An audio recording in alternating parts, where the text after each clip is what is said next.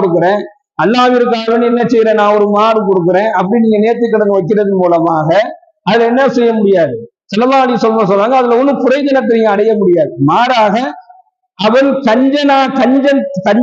கஞ்சத்தனத்திலிருந்து அவன் விடுதலை அடைகிறான் அப்படின்னு சொல்லி ஷார்ட்டா சொல்றான். அவன் கஞ்சத்தனத்திலிருந்து விடுதலை செய்யறான். அது வரைக்கும் என்ன செஞ்சிருக்க மாட்டாரு, ஒரு பெரிய தான தர்மங்கள்லாம் செஞ்சிருக்க மாட்டாரு. தன்னுடைய காரியம் நிறைவேற்ற வேண்டும் என்கின்ற அடிப்படையில ஒரு ஆடை கொடுக்குறேன் மாடை கொடுக்குறேன்னு சொல்லும் பொழுது ஒரு செலவு செய்யறாரு. அப்போ கஞ்சத்தனத்திலிருந்து அவர் விடுதலை பெறுகிறாரே தவிர அதுல இருந்து அவருக்கு பிரயோஜனம் இருக்காது. மாறாக எதுல மாற்றம் ஏற்படும் அப்படின்னு சொன்னா துஆவுல மாற்றம் ஏற்படும் என்பதாக ஸல்லல்லாஹு அலைஹி வஸல்லம் சொல்றாங்க. உங்களுடைய துஆவுல தான் மாற்றம் ஏற்படும்.